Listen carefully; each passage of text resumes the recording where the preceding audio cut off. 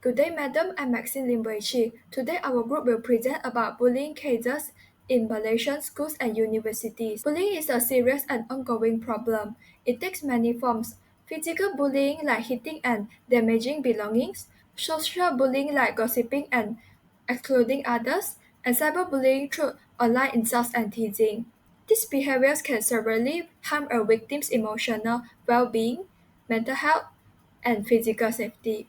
Sadly, there have been real cases showing how devastating bullying can be.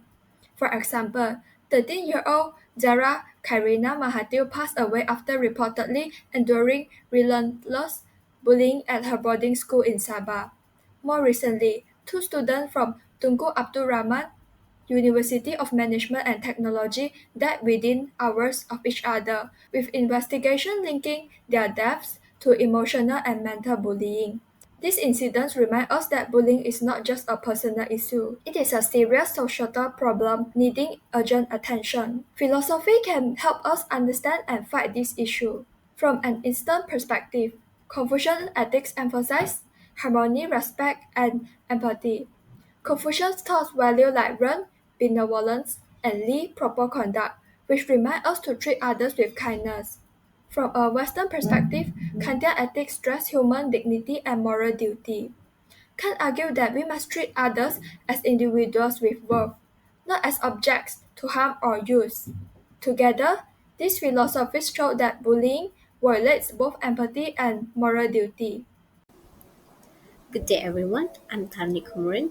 Our presentation focuses on bullying cases in Malaysia schools and university. To guide our discussion, we have set three main objectives. First, we aim to explore the ethical dimension of school bullying. This means we will look at the bullying not just as a disciplinary issue, but as a moral problem that questions values such as respect, empathy, and justice. Second, we will analyze the recent bully cases in Malaysia to highlight their emotional, psychological, and societal impacts.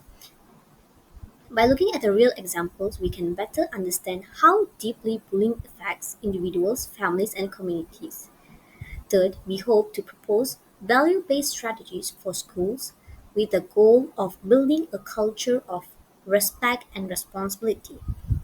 These strategies are designed to encourage positive behaviors and to prevent bullying from taking root in the first place. Through these objectives, we want to show that addressing bullying requires both awareness of its ethical dimension and a commitment to nurturing values in our education system.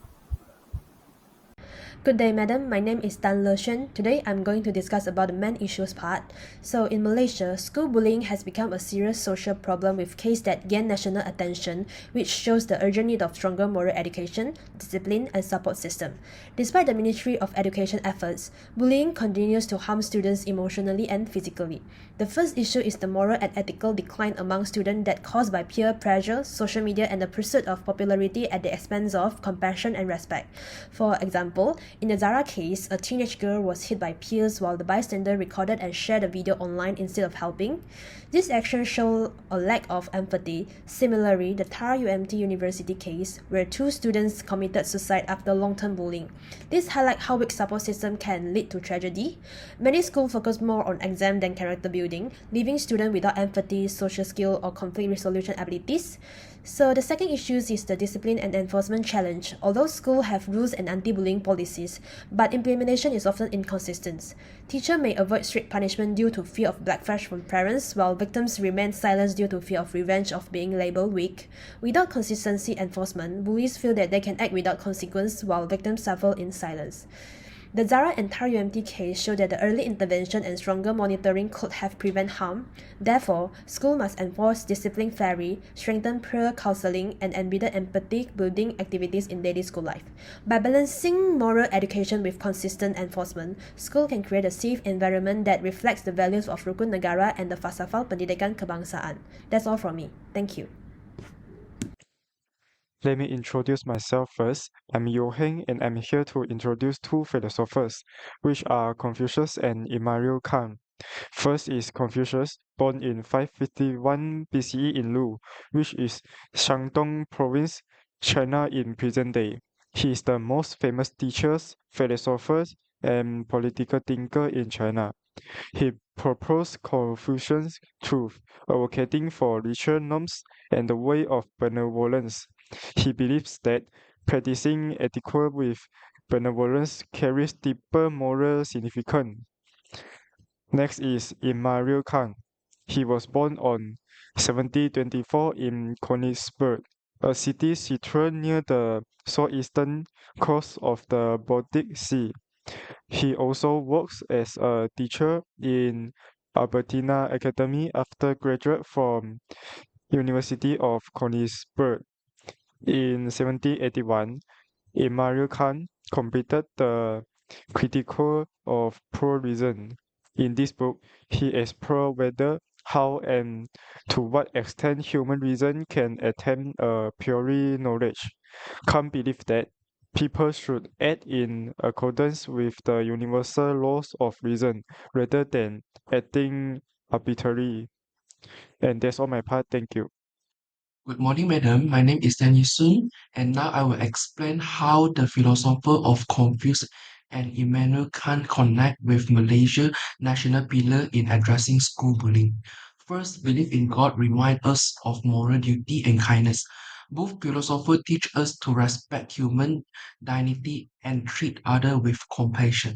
Second, loyalty to king and country show that just like citizens stay united, students too must build harmony in school and avoid bullying.